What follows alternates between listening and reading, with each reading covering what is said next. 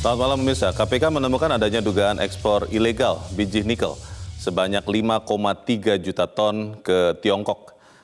Kebocoran ini diduga telah berlangsung sejak diberlakukannya larangan ekspor nikel mentah pada awal tahun 2020 lalu dan menyebabkan kerugian negara hingga ratusan miliar rupiah. Kebocoran ini tentu menjadi pertanyaan besar karena banyaknya instansi yang terlibat dalam mengawasi ekspor.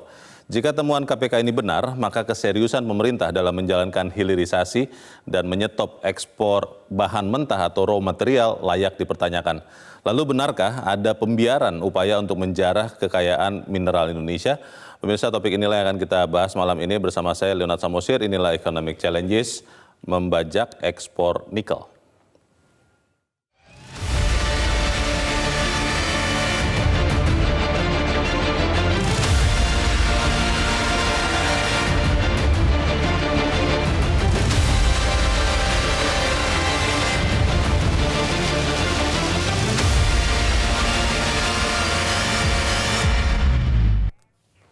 Dan sebelum kita membahas topik ini, kita akan lihat dulu pemirsa beberapa informasi atau data terkait dengan ekspor nikel ini.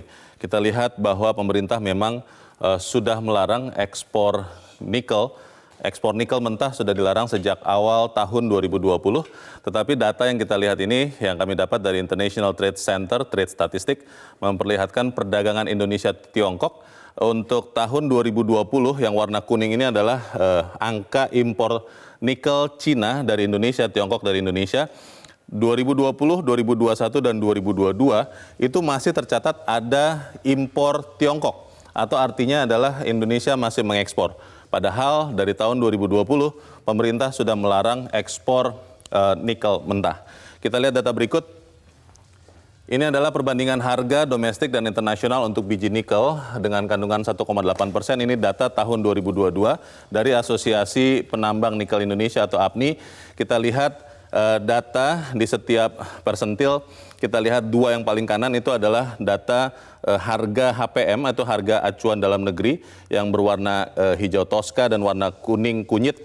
Kita lihat harganya kurang lebih separuh dari harga internasional 2 atau 3 batang yang paling kiri. Kita lihat data dari Shanghai Metal Markets dan Asian Metal. Jadi inilah yang diduga penyebab utama kenapa ekspor nikel mentah itu masih terus terjadi meskipun pemerintah sudah melarang ekspor dari tahun 2020.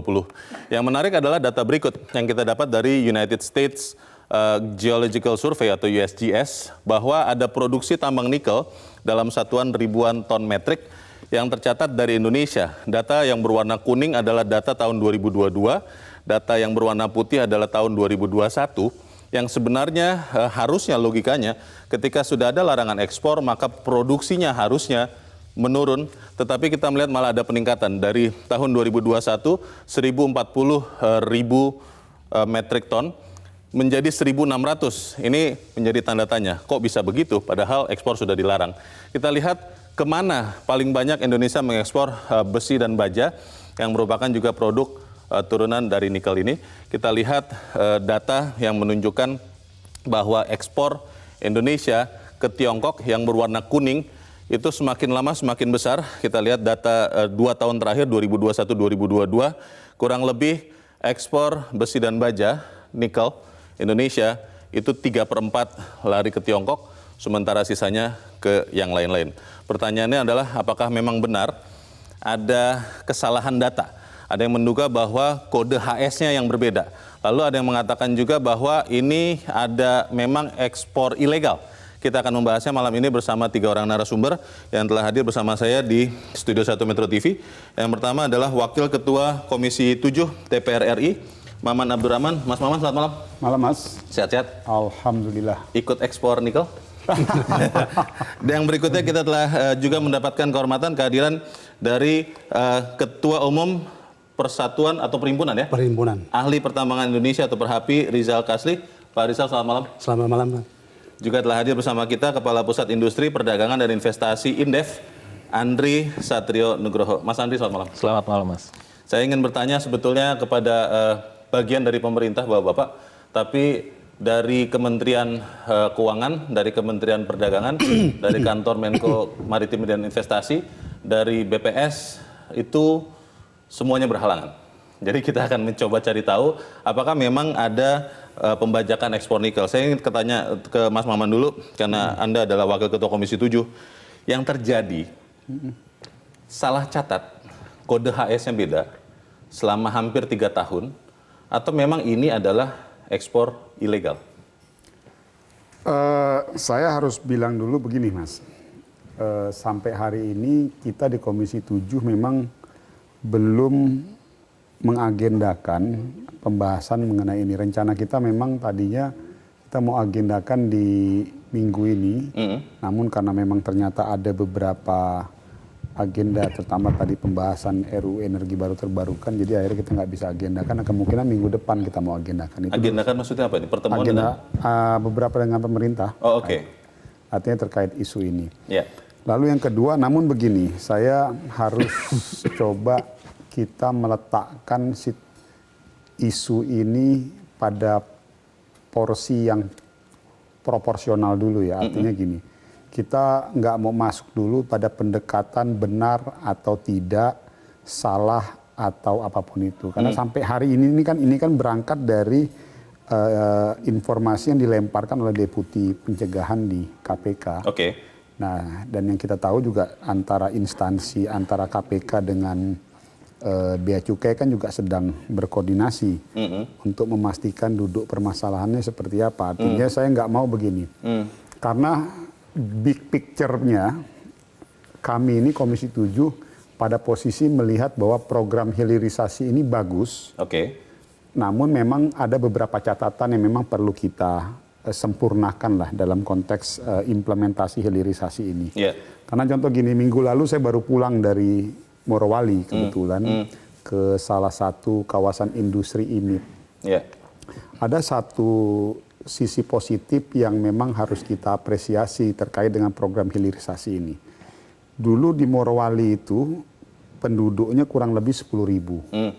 Sekarang ini kurang lebih 8 tahun ada peningkatan penduduk yang kurang lebih sampai 180.000 di sana. Dari 80.000? Dari 10.000. Oh, dari 10.000 sekarang jadi ada 180.000. 180.000. Penduduk Indonesia? Penduduk Indonesia. Ya, orang Indonesia? 100%. WNI ya? Iya, bukan artinya, warga negara asing? Nggak, Indonesia. Karena kan disebut-sebut juga warga negara asing, Iya, Mas. Banyak masuk ke situ. Nah, tapi terlepas dari mau asing ataupun bukan, saya bukan di situ konteksnya. Yang mau saya bilang bahwa ada sebuah pertumbuhan, kemanfaatan positif terkait pertumbuhan ekonomi, penciptaan lapangan pekerjaan, di mana dari setiap daerah-daerah industri itu memiliki implikasi yang positif terkait mengenai hilirisasi ini. Baik. Nah, artinya apa? Di satu sisi kita berkepentingan Komisi 7 untuk memastikan bahwa program hilirisasi ini harus berjalan sesuai dengan tracknya. Namun di sisi lain dalam konteks nikel ini memang ada beberapa catatan yang memang jadi perhatian kita. Contoh begini, ini berlaku nanti untuk dalam konteks mineral-mineral yang lainnya. Ditambah lagi ada isu ini sebetulnya kalau dari sisi saya sebagai Komisi 7, saya malah ingin menjadikan ini sebagai momentum untuk bagian dari kita melakukan evaluasi untuk mengarah atau mendorong praktek hilirisasi yang lebih sempurna dan lebih baik lagi ke depan di mineral yang lainnya. Artinya yang sekarang ini memang belum sempurna. Positif, tapi kan begini Mas, tapi kan meninggalkan beberapa catatan-catatan. Maaf Mas Maman, saya ingin bertanya kembali ke pertanyaan awal. Dugaannya ini adalah memang salah catat administrasi, kode HS-nya yang dicatat berbeda, atau memang tidak ada salah catat, tapi memang ada ekspor meskipun pemerintah sudah melarang ekspor, dan akhirnya masuk ke Tiongkok, dicatat oleh Tiongkok, Indonesia tidak catat. Kalau pertanyaan itu ke saya nggak bisa jawab karena saya bukan pihak yang berkompetensi. Karena kita sedang lagi mau mengagendakan. Pekan depan ya? Oke. Namun begini ya, maksud saya tapi tetap pemanggilan kita kepada beberapa instansi pemerintah terkait isu ini dalam koridor tadi. Kita ingin melakukan sebuah memastikan praktek hilirisasi yang jauh lebih baik lagi ke depan. Terima kasih Mas Oman. Pak Rizal, sebetulnya ini Perhapi pasti tahu ada 5,3 juta ton yang tetap diekspor meskipun pemerintah sudah melarang ekspor dari Januari 2020 tetap sampai ke Tiongkok. Itu benar-benar memang ekspor ilegal atau memang yang diduga katanya adalah salah kode HS-nya? Pak Rizal. Ya, jadi gini, yang pertama memang kami juga tidak bisa memastikan apakah itu ekspor ilegal nikel, ya, atau memang ada kesalahan pencatatan. Nah, tetapi kemungkinan itu ada. Kemungkinan salah kode. Kemungkinan yang pertama salah kode ada. Kemudian kemungkinan yang kedua itu mungkin ada penyelundupan. Karena disparitas harga antara nikel lokal atau nasional dengan harga internasional. Lebih condong yang mana Pak kemungkinannya? Nah, kalau Anda sebagai penambang nih? Kalau kami melihat bahwa memang ada kesalahan pencatatan antara Indonesia dan China. Kesalahan pencatatan? Pencatatan kode HS-nya ya. HS code. Nah, misalnya begini, kita ini ada tambang biji besi misalnya. Nah, itu masih diizinkan untuk ekspor. Nah, di dalam biji besi itu ada unsur nikel, tapi kecil. Misalnya di bawah 1%. Nah, di bawah 1%, kalau di nikel itu dianggap kadar rendah. Dan dulu malah dibuang atau disimpan ya. Nah, tetapi di China itu dicatat sebagai impor nikel. Nah, jadi itu kemungkinan pertama. Ini kesalahannya di Tiongkok ya? Bukan salah, mereka nggak salah, kita juga nggak salah. Kita mengekspor biji besi. Di dalamnya ada kandungan nikel. Tapi di China dicatat oleh mereka itu sebagai impor nikel. Nah, namun demikian kan kita nggak punya data nih, Perhapi nggak punya data. Tidak dapat datanya? Kita belum dapat datanya. Yang mengekspor ini bukan anggota Perhapi? Perhapi ini organisasi profesional, jadi anggotanya perorangan. Bukan perusahaan. Perusahaan tidak masuk? Tidak masuk di Perhapi. Yang mengekspor 5,3 juta ton metrik nikel ini perusahaan? Itu perusahaan. Bukan anggota Perhapi? Bukan anggota Perhapi. Mungkin karyawannya ada yang jadi anggota Perhapi, karena secara profesional ya, secara perorangan. Nah, jadi memang saya juga mendukung Kang Maman tadi bahwa memang KPK ini harus menyelesaikan penyelidikannya supaya apa? Ini clear. Apakah salah pencatatan ekspor biji besi dicatat sebagai impor biji nikel misalnya, atau memang ada kemungkinan penyelundupan misalnya karena disparitas harga. Kemungkinan itu tetap ada ya? Tetap ada, tapi kita nggak bisa mengatakan. Terima kasih.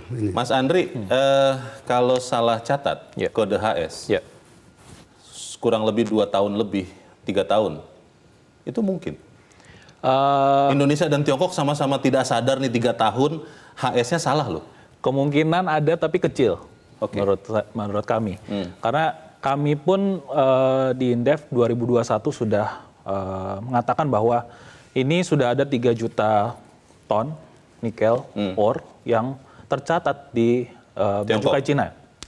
Dan pada tahun 2021 pun banyak yang menolak gitu ya, instansi pemerintah merasa bahwa ya ada beberapa salah pencatatan dan lain sebagainya.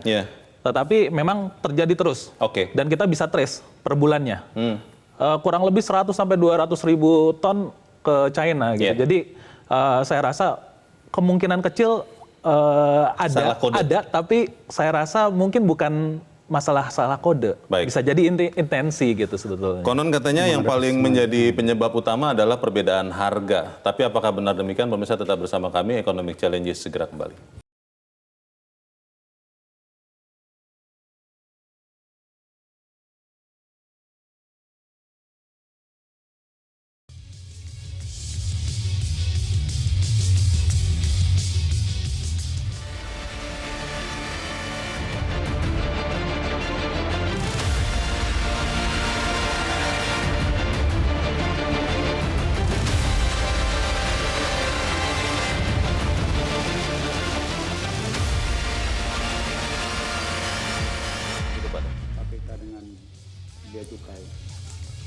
Terima kasih Anda masih bersama kami di Economic Challenges.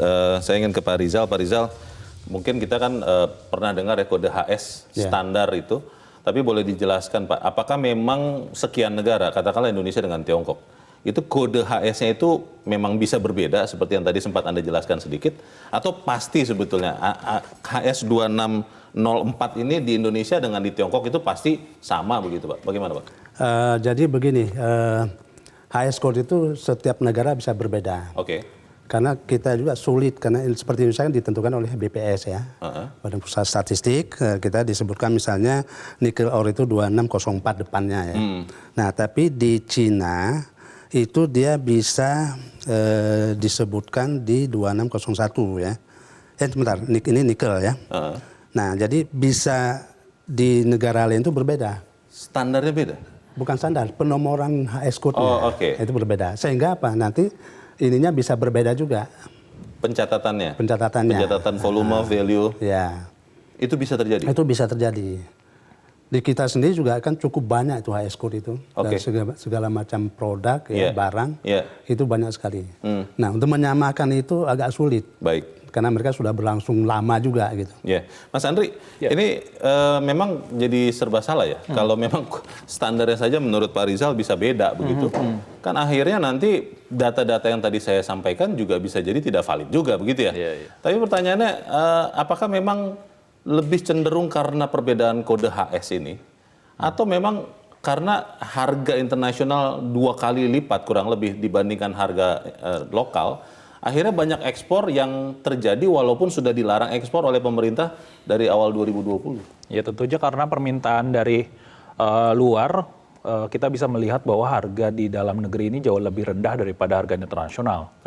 Dan para penambang juga sulit untuk menjual di dalam negeri dengan harga internasional. Karena itu harga dalam negeri lebih rendah karena memang oversupply? Pastinya lebih rendah karena memang tadi ya supply-nya cukup banyak dan mau tidak mau dibeli oleh smelter karena ya tadi Anda mau jual kemana? Tidak ada pasar lain selain pasar domestik. Tidak boleh jual keluar? Tidak boleh jual keluar. Padahal harga internasional, let's say tahun 2022, harga internasional itu bisa sampai 90 US dollar wet metric per ton ya, wet metric ton. Kalau kita lihat di dalam negeri, itu harganya 50, 60. Kurang lebih separuh lah ya. Ya jadi ada gap yang cukup besar gitu ya antara harga domestik dan juga harga luar. Dan ini memang di-create ketika tahun 2020 kita stop dari ekspor nikel ore. Jadi besarnya disparitas harga ini dan juga adanya permintaan dari China, saya rasa para eksportir mencari celah bagaimanapun caranya untuk memenuhi permintaan dari China. Dan ini yang kita lihat saat ini gitu ya, selama 3 tahun ada nikel ore yang lolos dari Indonesia begitu. Kalau melihat faktanya, Mas Maman, ini kan dari awal sebenarnya sudah diwanti-wanti ya, ketika pemerintah berencana melarang ekspor nikel dan juga mineral lain, bisa terjadi hal seperti ini. Larangan di atas kertas diberlakukan, tapi di lapangan itu beda lagi. Ini sebenarnya kalau Komisi 7 melihatnya, di mana loophole-nya, di mana celahnya?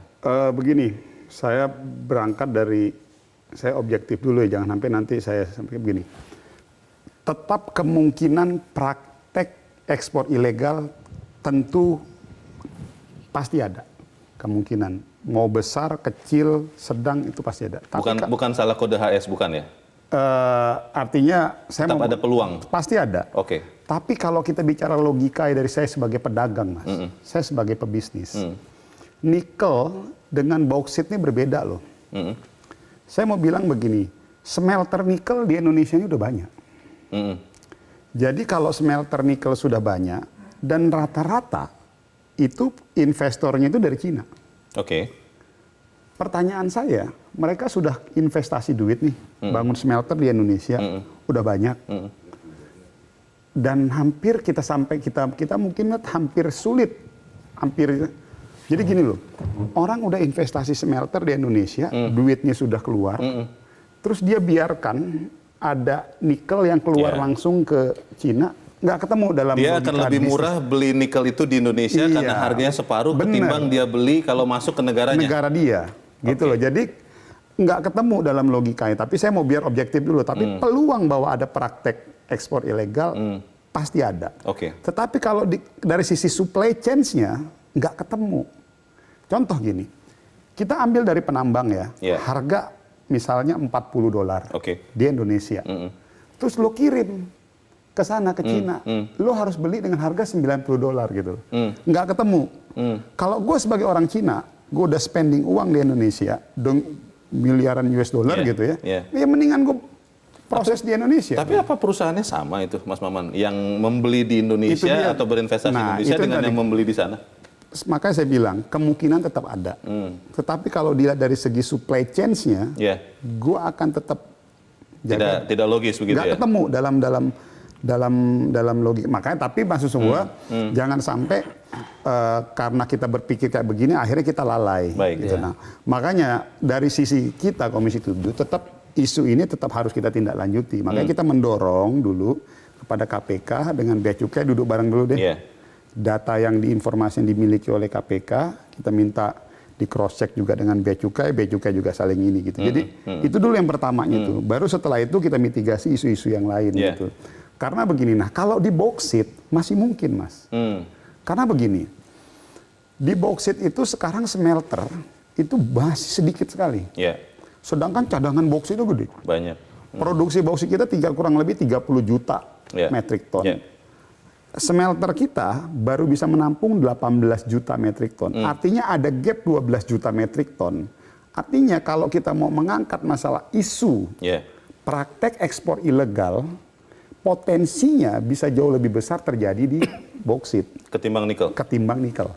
Nah, makanya isu ini bagus sebetulnya untuk kita angkat dalam rangka untuk membangun self-awareness negara kita agar tidak terjadi praktek-praktek seperti ini dalam rangka untuk mendorong peningkatan pendapatan negara dari sektor pertambangan kita. Itu loh. Baik, hilirisasi memang bertujuan untuk meningkatkan nilai tambah dan untuk kemanfaatan, untuk keuntungan Indonesia. Tapi kalau kemudian caranya masih ada tanda tanya seperti ini, bagaimana itu bisa terjadi? Pemirsa tetaplah bersama kami, Economic Challenges segera kembali. Selesai Headline News pukul 22 waktu Indonesia Barat.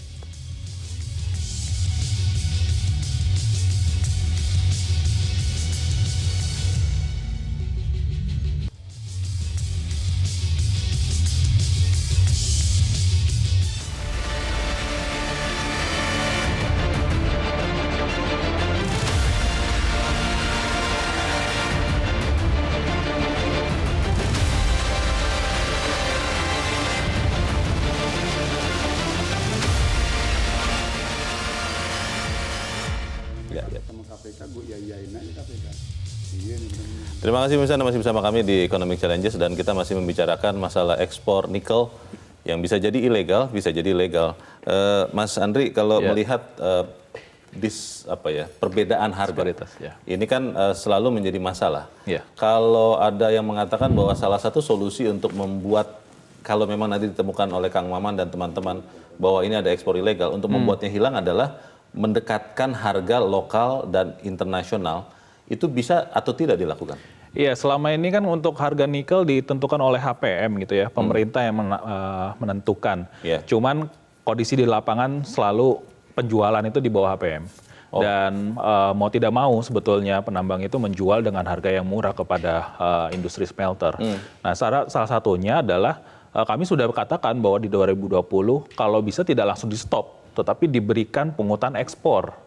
Jadi ada pungutan ekspor ketika Anda mau menjual nikel ore-nya keluar, silakan, tetapi Anda harus membayar sekian persen dari situ gitu. Jadi negara itu dapat duit dari sana gitu, dapat keuntungan dari sana lewat pungutan ekspor dan juga itu juga jadi salah satu disinsentif untuk melakukan ekspor. Nah, itu menjadi insentif untuk hilirisasi di dalam negeri. Jadi cara salah satunya adalah itu. Jadi bagaimana penambang sendiri bisa menikmati sebetulnya harga internasional yang tinggi dan kita juga bisa menjaga agar tidak ada celah-celah yang ada saat ini begitu dengan adanya ekspor ilegal. Kalau melihat ada kemungkinan tadi Pak Rizal sudah mengatakan ya, Kang Maman juga mengatakan masih tetap ada peluang bahwa ini memang adalah ekspor ilegal. Itu kelihatannya kalau memang ada yang bermain, tidak mungkin satu lembaga saja. Ini kerjasama semua atau bagaimana? Iya, kalau pertama gini, Mas, Bea Cukai Indonesia sudah pasti kerjasama dengan Bea Cukai China, dengan General Administrator China Customs. Bea Cukai Indonesia sudah mengantongi bahkan 85 Bill of Lading. Berarti eksportirnya sudah tahu tuh. Namanya pasti sudah tahu. Oke. Dan mungkin sudah diberikan oleh KPK. Sekarang kan masalah political willingness. Kira-kira di belakang ini siapa? Nah, mungkin itu yang sampai dengan sekarang. Karena balik lagi, di awal saya katakan Indef sudah bersuara 2021. Sudah mengingatkan? Sudah mengingatkan bahwa ini ada yang tercatat di China tetapi tidak tercatat di Indonesia. Dan tidak ada proses klarifikasi terhadap hal itu. Bahkan dari aparat penegak hukum juga tidak ada sebetulnya dari situ. Nah, menurut saya ini memang momentum bagi KPK. Silakan dibuka 85 bill of lading itu yang sudah diserahkan oleh Bea Cukai, itu eksportirnya siapa? Karena kalau ini dibiarkan begitu saja, ini akan berpengaruh kepada program-program hilirisasi yang lain gitu kan. Yang nanti setelah nikel ini, ya ada bauksit lah, ada tembaga nanti. Nanti juga mungkin investor akan bilang bahwa oh ternyata ini program masih ada nih yang memanfaatkan celah-celah seperti ini gitu. Trust investor terhadap Indonesia pun nanti akan goyah gitu kan. Yang saat ini kita sedang bangun bersama. Yang ini yang kita takutkan sebetulnya nanti justru program hilirisasi sumber daya alam kita nanti itu jadi terganggu akibat persoalan seperti ini, Mas. Oke. Pak Rizal, kalau asosiasi nikel APNI itu mendorong betul supaya Kang Maman dan pemerintah membuka betul ini apa yang terjadi. KPK juga harus buka. Tapi kalau untuk Perhapi sendiri, apakah memang saat ini dengan proyek atau program hilirisasi ini memang sudah menikmati keuntungan nilai tambah itu? Karena kalau kita lihat sebetulnya kan smelter di Indonesia itu kandungan pemurniannya baru berapa persen ya? Di bawah 20%. Itu kan sebenarnya tidak terlalu banyak. Bagaimana Pak Rizal? Ya, sejauh ini sih sudah ada nilai tambah untuk Indonesia. Karena bahwa hilirisasi itu memang yang pertama adalah sudah menyerap ribuan tenaga kerja, bahkan puluhan ribu tenaga kerja yang bisa terserap di proyek itu. Tenaga kerja Indonesia ya? Tenaga kerja Indonesia. Nah, memang tadi ada tenaga kerja asing ya, yang dibawa oleh pemilik teknologi. Dari Tiongkok? Dari Tiongkok misalnya, tapi kan nanti secara bertahap akan digantikan oleh tenaga kerja Indonesia. Ini yang kita harapkan. Nah, kami juga berharap Kang Maman ini di DPR itu mengawasin. Jangan sampai nanti waktunya itu terlewati. Dan alih teknologi tidak dilaksanakan.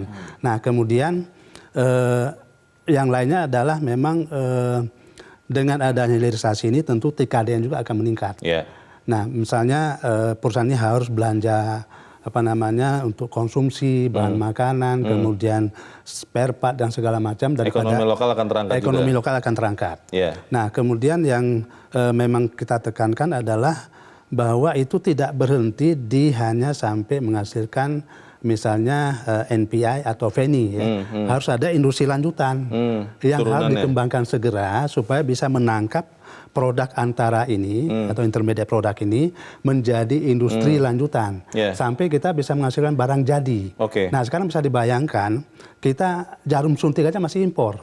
Jarum suntik? Masih impor. Alat-alat kesehatan yang kecil-kecil itu kita masih impor. Itu produk turunan terakhir mungkin dari itu yang terakhir sampai barang jadi ya. Belum kalau kita bicara nanti mobil listrik, kemudian pesawat terbang segala macam ya. Walaupun memang bukan satu mineral ya. Nah, tapi ini harus kita tangkap. Nah, kami berharap bahwa ini pemerintah harus proaktif, misalnya menugaskan BUMN khusus untuk mengembangkan industri pionir. Nah, kalau kita berharap kepada direksi BUMN yang sekarang ada, katakanlah, mereka takut. Takutnya apa? Kalau merugikan negara, mereka masuk nanti pas KPK pensiun. juga. KPK juga, sekolah juga atau nanti. Kejagung ya. Nah, jadi harus ada penugasan khusus. Misalnya dengan impres, instruksi presiden ya, bahwa ini kembangkan contoh baterai, kendaraan listrik misalnya. Itu kan penugasan. Nah, kemudian yang lain juga ini harus ada penugasan khusus supaya apa? Direksi BUMN katakanlah itu berani mengambil atau melaksanakan instruksi itu. Baik. Kang Maman, kalau tadi usulan Mas Andri adalah ekspor jangan dihentikan total supaya kemudian tidak ada yang diduga menyelundupkan atau ekspor ilegal ini. Dikenakan saja pungutan ekspor. Itu bisa dilakukan atau tidak? Karena di sisi yang lain kan kita juga melihat Uni Eropa ini masih menggugat Indonesia nih gara-gara larangan ekspor ini. Bagaimana? Maka ini pas sekali, bagus kalau Mas tanya itu ke saya. Saya juga sekaligus mau menyampaikan, nggak bisa. Karena perintah undang-undang. Tidak bisa apa maksudnya? Kita nggak bisa lagi mengekspor barang mentah. Perintah undang-undang? Perintah undang-undang. Undang-undangnya kan bisa diubah, bisa dicabut, bisa diganti. Iya, tergantung. Kalau memang nanti ada revisi undang-undang Minerba kembali, ya itu bisa terjadi. Tapi kalau sampai hari ini, kita nggak bisa mengekspor bahan mentah kita keluar. Karena undang-undang mengharuskan. Perintah undang-undang memerintahkan kepada aparatur pemerintahan, kepada kita semua, untuk mengolah. Jadi, memang di situ dituliskan ada bahasa dilihat dari nilai keekonomian dari suatu produk tersebut. Artinya kalau tadi kita mau masuk tadi ke narasi itu udah nggak bisa. Karena memang perintah undang-undang seperti itu. Undang-undangnya mengatur minimal berapa persen menjadi lebih murni atau bertambah nilai tambahnya tidak? Di dalam undang-undang itu memberikan nilai tambah keekonomian. Nah, di sini yang tadi saya bilang, artinya apa? Tidak ada ukurannya ya? Enggak, artinya begini Mas. Kalau tadi saya sekalian mau tambahkan, hari ini kita sudah ada smelter yang memang memproduksi stainless steel. Jadi sudah sampai jadi stainless steel tuh. Kan dia ada yang paling rendah itu kan nickel pig iron. Itu udah paling standar sekali lah gitu. Nickel pig iron, dia nickel mate, lalu nickel matte, lalu ferronickel. Nah sekarang itu kita sudah ada sampai stainless steel. Tapi sedikit? Sudah ada. Artinya tapi sangat sedikit dibandingkan yang menghasilkan sudah mulai NPI ada beberapa, atau ferronickel? Ada beberapa, tapi memang lebih banyak. Kan ini kan rezim, ini kan proses perjalanan hilirisasinya kan panjang nih. Jadi makin ke sini memang kita dorong untuk masuk kepada fase lebih lanjut. Karena perintah undang-undang itu memang memerintahkan seperti itu. Idealnya adalah 100% nilai tambahnya untuk Indonesia, begitu kan? Itu ideal. Nah, tapi sebenarnya gini Mas, pada saat ini sudah masuk menjadi nickel pig iron sebetulnya sudah masuk 100%. Tapi kan yang mau kita dapatkan ini kan bukan hanya sekedar nickel pig iron. Kita ingin terjadi sebuah proses industrialisasi produk yang realnya. Contoh tadi, kita sampai hari ini baru sampai stainless steel. Dari stainless steel itu kan kita bisa bikin sendok, kita bisa bikin jarum. Tadi jarum saja masih impor. Kita bisa bikin plat mobil, kita bisa bikin baterai tadi, udah menuju ke sana. Nah, ini yang sebetulnya harus kita dorong sama-sama. Jadi arahnya kita Komisi 7 mau mendorong ke sana. Bentuk support kita kepada pemerintah, bentuk support kita kepada seluruh pihak-pihak, kita mau mendorong ke arah sana. Nah, contoh kemarin, makanya ini pas sekali isu ini muncul karena seminggu yang lalu kita baru turun kunjungan kerja ke lapangan. Artinya apa? Sekarang positioning kami Komisi 7 mau mendorong pemerintah untuk mulai masuk kepada produk turunan yang lebih jadi. Jadi barang jadinya gitu. Contohnya tadi saya bilang, cuma kan problemnya begini Mas. Misalnya kita mau produksi jarum. Pertanyaan sederhana adalah apakah harga kos produksi dengan harga jarumnya itu bisa bersaing dengan jarum-jarum. Karena skala industri kita masih kecil, itu ketimbang Tiongkok misalnya. Nah ini kan juga harus kita hitung-hitungannya harus baik. Karena kan pada akhirnya siapapun orang mau berinvestasi, dia pasti kan punya hitung-hitung komersialisasinya. Harus untung. Nah ini yang mungkin juga menjadi kajian bersama nih semua pihak. Nah ditambah lagi memang kan ada kayak IMF segala macam kan.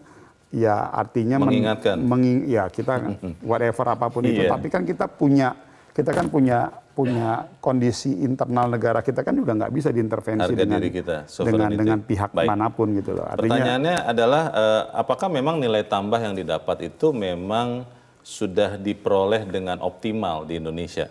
Karena faktanya smelter pengusahanya ya adalah kebanyakan memang dari Tiongkok. Lalu tadi barang-barang hasil olahannya diekspor kebanyakan dari Tiongkok.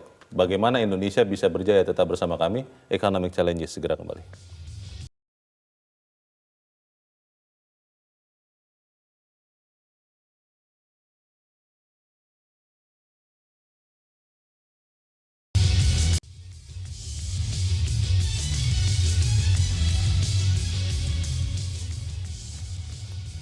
Terima kasih pemirsa masih bersama kami, kita di bagian akhir dari diskusi kita malam ini.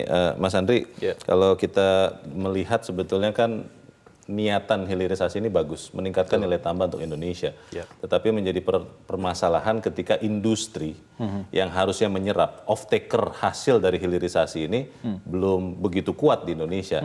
Nah pertanyaannya adalah, kalau seperti yang sekarang terjadi di nikel, ketika smelter sebagian besar juga investornya Tiongkok, lalu hasil hilirisasi yang sekarang ada, sebagian besar juga diekspor ke Tiongkok, akhirnya kan yang dapat nilai tambahnya ya Tiongkok. Indonesia mungkin dapat, tapi tidak terlalu banyak. Bagaimana Mas Ari? Ya, sekarang kita melihat bahwa apakah kita memiliki standar baku untuk pengalihan teknologi dari Tiongkok ke Indonesia. Dari situ saja kita perlu challenge gitu ya, karena jangan sampai ini kebablasan gitu ya. Kalau sampai kepada level ternyata nikel kita sudah habis dan kita tidak mendapatkan teknologi apapun atau tidak mendapatkan pengetahuan apapun dalam mengolah nikel. Itu yang kita takutkan. Jadi saya rasa ini menurut saya jadi momentum bahwa hilirisasi itu bukan tanpa celah yang bisa diperbaiki begitu ya. Jadi kita perlu bersama-sama, pertama ya tentu terkait dengan ekspor ilegal ini kita harus bereskan dulu pertama. Jadi saya rasa tadi saya sudah katakan 85 bill of lading itu harus dibuka, eksportirnya siapa, siapa di baliknya, dan ini bisa mengembalikan trust kepada investor. Yang kedua itu adalah kalau tadi ya pertanyaan terkait dengan highest quote. Highest quote biasanya ditaruh di NPI atau enggak ditaruh di ferronickel 7201 sama 7202. Saya rasa sudah mulai saatnya, tadi sudah dikatakan juga oleh Pak Maman bahwa kita sudah bisa memproduksi stainless steel, NPI dan ferronickel dikenakan pajak untuk ekspor ya. Kalau misalnya mereka melakukan ekspor, dikenakan pungutan ekspor. Sehingga nanti bagaimana hilirisasi sampai ke stainless steel itu jadi sebetulnya. Itu yang kita ingin dorong. Dan ini menutup celah tadi ya penyalahgunaan highest quote. Nah itu kita bisa tutup celah dengan adanya pungutan ekspor di NPI dan juga ferronickel gitu. Dan yang terakhir masalah transfer knowledge. Transfer knowledge menurut saya jadi salah satu hal yang krusial karena jangan sampai habis nikelnya kita tidak mendapatkan apa-apa gitu. Pak Rizal, disebut-sebut bahwa cadangan nikel Indonesia itu hanya bertahan sekitar 12-15 tahun lagi dari sekarang.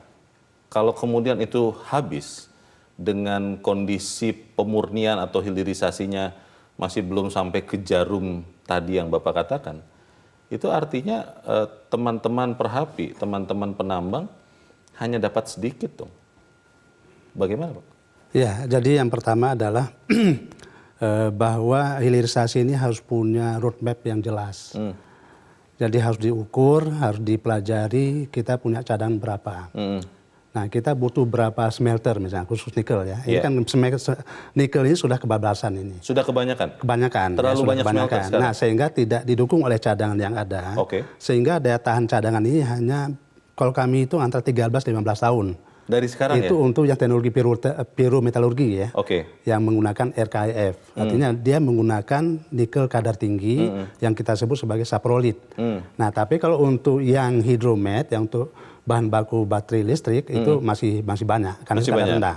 Nah untuk itu kami berharap bahwa untuk ke depan hilirisasi untuk mineral lain juga harus dihitung benar.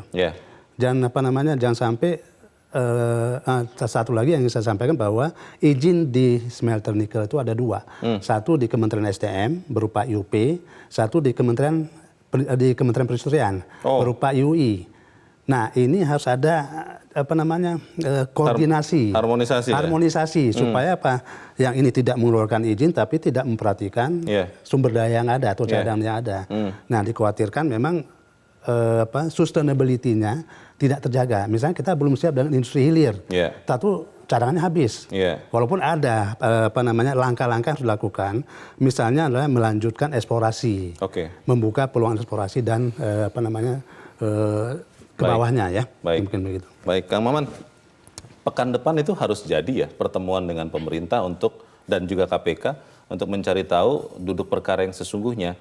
Kalau kemudian seperti yang dikatakan Mas Andri, 85 BL itu terbuka, DPR akan buka juga. Oh iya ya, kalau dari sisi kita kan memang barang ini sudah menjadi konsumsi publik. Ya artinya apa? Kita berkepentingan untuk mendorong semua pihak yang memang membuka ini, ya harus membuka seterang-terangnya. Siapapun di balik eksportir ini? Saya pikir itu konsekuensi kok, konsekuensi dari sudah terangkatnya cerita ini. Jadi biar jangan sampai menimbulkan tafsir-tafsir. Nah, lalu yang kedua, tapi tadi saya menarik tadi usulannya Mas Nih. Jadi ini kan ada fase ya.